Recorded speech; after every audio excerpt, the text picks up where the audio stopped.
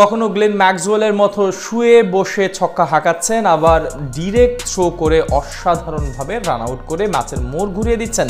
এমনকি part timer spinner হিসেবেও দারুণ ভূমিকা রাখছেন। শামীম হোসেন পাটোয়ারি যেন এখন বাংলাদেশের গ্লেন ম্যাক্সওয়েল।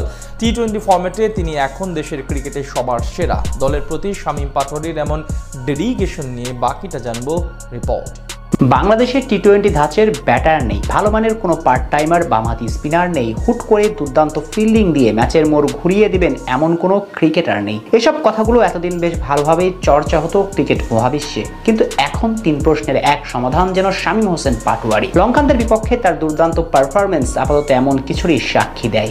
বয়সভিত্তিক পর্যায় থেকে শামীম পাটোয়ারি নামটা ছিল সম্ভাবনাময় এক উজ্জ্বল ভবিষ্যৎ। বাংলাদেশি ব্যাটাররা যেখানে বিশ্বের বাকিদের তুলনায় পাওয়ার হিটিংয়ে অনেক পিছিয়ে, ঠিক সেই জায়গায় দাঁড়িয়ে শামীম যেন সবার চাইতে আলাদা। বিশেষ করে ভয় ডরহীন ক্রিকেট সামর্থ্য, মাঠের চারপাশে শট খেলার প্রবণতা এর আগে দেখা যায়নি কোনো বাংলাদেশি ক্রিকেটারদের মাঝে।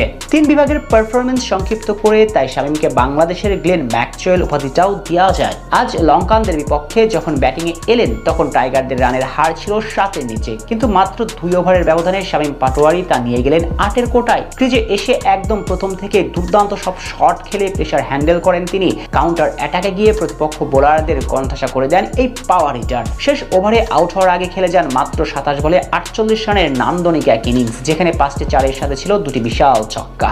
বিশেষ করে ঘুরে গিয়ে থার্ড ম্যান অঞ্চল দিয়ে যেভাবে বাউন্ডারি হাঁকিয়েছেন শামীম, সেটা সচরাচর ক্রিকেট বিশ্বে দেখাই যায় না। অনেকটা 360 ডিগ্রি অ্যাঙ্গেলে গিয়ে বাউন্ডারি হাঁকাতে পারেন তিনি। এমন ব্যাটিং করার পাশাপাশি আজ ফিল্ডিং এর দিক থেকে অসাধারণ ছিলেন এই যুব বিশ্বকাপ জয়ী অলরাউন্ডার। চলমান সিরিজে বাংলাদেশের সবচেয়ে বড় প্রতিপক্ষ ছিল লঙ্কান ডানহাতি ব্যাটার কুশাল মেন্ডিস।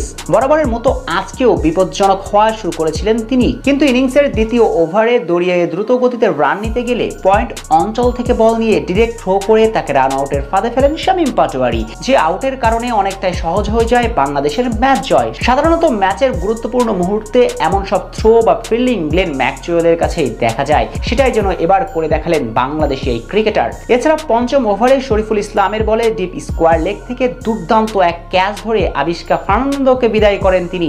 আজ পুরো ম্যাচে বেশ সক্রিয় ছিলেন এই ক্রিকেটার। টি-20 ফরম্যাটে একজন অলরাউন্ডারকে ঠিক যতটা চতুর হতে হয় সবটাই করে দেখিয়েছেন শামীম। দলের প্রতি তার এমন ডেডিকেশন এবং শতভাগ নিংড়ে দেওয়ার মানসিকতা প্রমাণ করে বর্তমানে সংক্ষিপ্ত ফরম্যাটে বাংলাদেশের সেরা ক্রিকেটার শামীম হোসেন পাটোয়ারি। বয়সভিত্তিক পর্যায় থেকে শামীম পাটোয়ারি নামটা ছিল সম্ভাবনাময় এক উজ্জ্বল ভবিষ্যৎ। বাংলাদেশি ব্যাটাররা যেখানে বিশ্বের বাকিদের তুলনায় পাওয়ার হিটিংয়ে অনেক পিছিয়ে, ঠিক সেই জায়গায় দাঁড়িয়ে শামীম যেন সবার চাইতে আলাদা। বিশেষ করে ভয় ডরহীন ক্রিকেট সামর্থ্য, মাঠের চারপাশে শট খেলার প্রবণতা এর আগে দেখা যায়নি কোনো বাংলাদেশি ক্রিকেটারদের মাঝে।